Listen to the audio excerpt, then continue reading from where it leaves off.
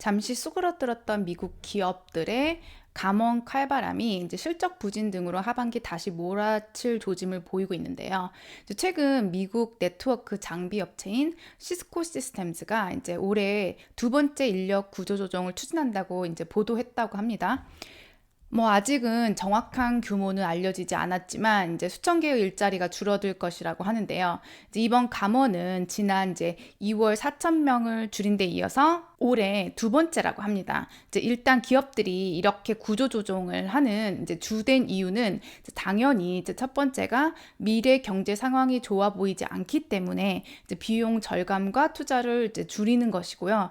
이제 특히 이제 기술업계 같은 경우는 이제 이렇게 인건비도 높고 경제 상황들마저 이제 갈수록 나아질 거라는 예상을 하기 힘듦에 따라 이제 아예 이번 기회에 이제 사이버 보안이나 이제 인공지능과 같은 이제 빠르게 성장하는 사업으로 초점을 옮기고 있는 모습을 이렇게 보이고 있는데요.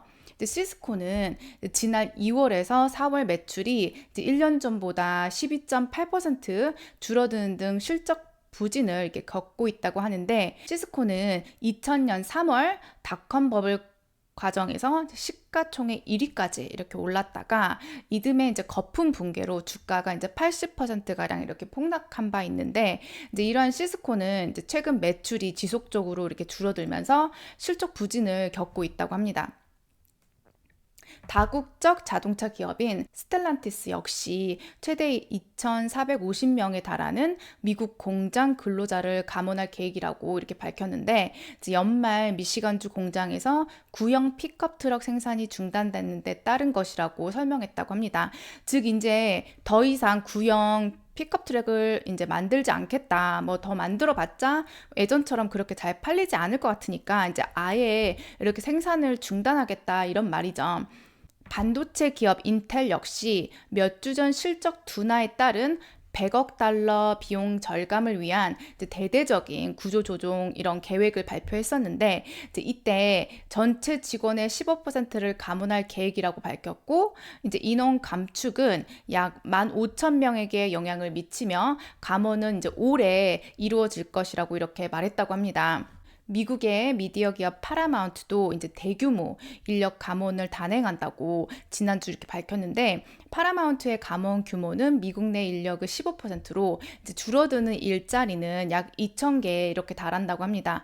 이번 감원은 이제 특히 스카이댄스 미디어와 합병을 준비하기 위해 이루어진 것이라고 이렇게 말하고 있기는 한데, 요지는 여러 분야에 걸쳐서 어떤 한 분야, 어떤 한 섹터에 이렇게 한계된 게 아니고 이제 다양한 분야에서 이렇게 감원이 이루어지고 있다는 것인데, 이제 이렇게 미국에서 굵직한 회사들이 앞다투어 감원 계획을 발표하고 있는데, 이번 연도 상반기 역시 미국 전기차 업체 테슬라가 지난 4월 올해 이제 전기차 시장 침체 속에 비용 절감을 위해서 전 세계 직원의 10%를 이렇게 줄이겠다고 발표한 바 있었고, 실제 테슬라는 지난 6월까지 약 2만 명을 감축한 것으로 나타나고 있다고 하고, 그리고 이제 마이크로소프트 역시 올해 1월 액티비전 블리자드와 엑스박스 부분에서 1,900명을 해고한 데 이어서 이제 혼합 현실, 이제 믹스드 리얼리티와 이제 애저 클라우드 부문 직원들도 대거 해고한 것으로 이렇게 알려졌다고 합니다. 마이크로소프트 같은 경우는 이제 AI 샘 올트먼에 가장 많은 투자를 한 기업 중 하나로 알려지면서 주가도 이때 많이 올랐었는데요. 요행업계, 요식업계, 백화점과 같은 이런 쇼핑업계 등 discretionary expense, 즉 필수 소비재가 아닌 품목들 역시 이렇게 둔화 조짐을 보이면서 미국에서 여러 업계들에서 이제 구조 조정을 시작한 것으로 나타나고 있는 것 같습니다. 이런 미국에서 경기 침체 우려에 웃고 있는 사람은 이제 실제로 이제 트럼프라고 하는데요. 이제 실업률이 더 올라가면 해리스가 위태할 것이라는 예측이 시장에서 나오고 있다고 합니다. 현재 과민 반응이라는 지적도 제기되고 있지만 아직 침체에 빠지진 않았어도 이제 침체를 향해 다가가고 있는 것은 명백하다는 이런 인식이 시장에선 지금 우세한 것 같은데요. 이제 오는 11월 이제 미국 대통령 선거까지 약 3개월 가량 남은 시점에서 미국 경제 상황이 선거 결과에 어떤 영향을 미칠지 관심이 높아지고 있는 것 같습니다. 실제 이제 이코노미스트는 며칠 전에 경제가 이제 미국의 선거 결과에 매우 중요한 영향을 미치는 만큼 이제 경기가 이제 냉각되고 있는 것만으로도 도널드 전 트럼프 대통령에게는 도움이 될 것이라고 이렇게 보인다고 시장에서는 예측하고 있는데요. 이제 경기 침체 우려와 관련해 이제 논란이 되는 쟁점은 이제 미국의 고용 시장 악화 및 소비 지출 둔화 여부인데 이제 이에 대해 현재 시장에서는 이제 평가와 전망이 이렇게 엇갈리고 있다고 합니다. 우선 이제 고용 시장을 보면 지난 7월 실업률이 전년 동기 대비 이제 4.3%로 이렇게 상승하면서 2021년도 이후 최고치를 이렇게 기록했는데 시장에서는 경기 침체가 도래하고 있다면서 이렇게 우려를 쏟아냈고 이제 이는 뉴욕 증시 이렇게 폭락으로 이렇게 이어져 왔었는데요.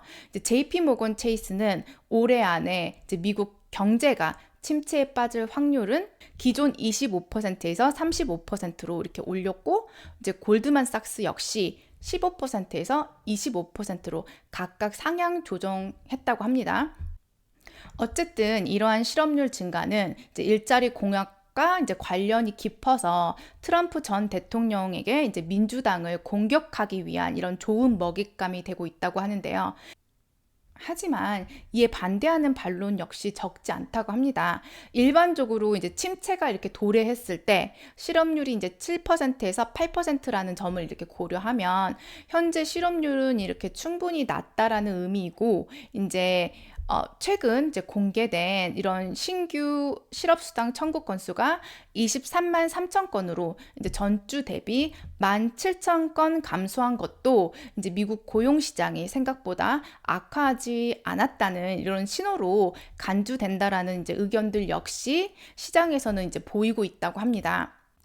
또한 소비 지출 둔화 우려도 이렇게 커지고 있는데요. 이제 맥도날드, 이제 프록터 앤드 갬블, 이제 프록터 앤드 갬블이라는 회사는 이제 막 그런 소비재, 뭐 샴푸나 뭐 치약이나 뭐 세안제나 뭐 이렇게 우리가 사용하는 그런 여러 가지 생활 소비재를 이제 제조하는 이제 미국에서 대표적인 기업이고요. 그러니까 이렇게 이제 맥도날드, 프록트 앤드 갬블, 그리고 이제 힐튼, 그리고 이제 에어비앤비 등 이렇게 여행, 레저, 외식 업종 일부 기업들이 이제 실망스러운 이런 2분기 매출을 보고하고 있고, 그리고 월마트와 타겟 등 이런 소매업체들 역시 이제 제품 가격을 인하하면서 이러한 소비 지출의 둔화 모습을 보이고 있는 반면 이제 또 다른 한쪽에서는 이제 GDP 이런 확대 추세로 2분기 실적이 개선된 기업들도 상당하다고 이렇게 이코노미스트는 이제 지적했다고 합니다.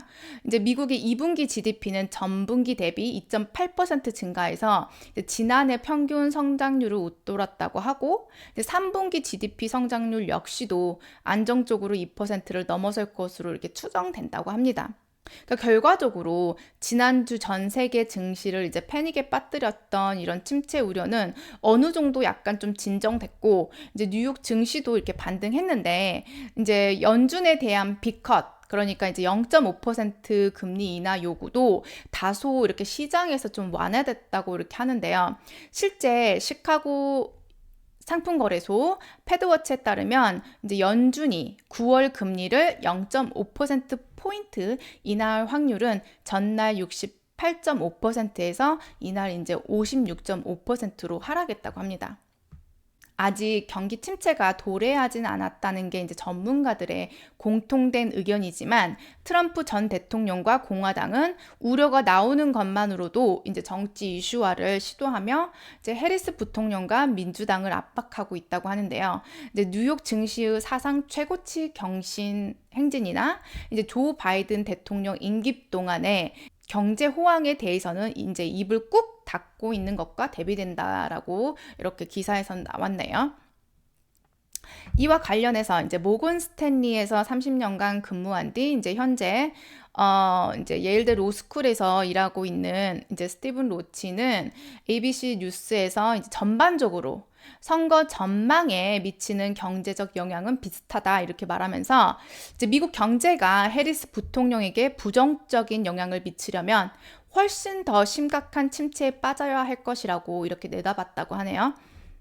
침체 우려로 미국 국채에 투자자가 이렇게 몰리면서, 그러니까 미국 국채에 대한 수요가 이렇게 몰리면서 채권 같은 경우는 이제 수요와 이제 금리가 이제 반대로 움직이죠. 왜냐면 수요가 많다는 거는 그만큼 채권에 대한 이자를 많이 주지 않아도 되기 때문에 어쨌든 간에 이제 침체 우려로 이렇게 미국 국채에 투자자가 몰리면서 이제 장기 금리가 하락하고 모기지, 주택담보대출 및 신용카드 대출 금리가 내리고 있는 것도 이제 해리스 부통령에겐 긍정적인 작용을 하고 있다고 하는데요. 이제 미국인들의 신용 상황이 다소 완화됐다는 의미이기 때문입니다. 이제 그렇다 하더라도 현상 유지만으로 해리스 부통령이 이제 대선 국면이 불리할 수 있다라는 진단들이 속속 나오고 있는데요.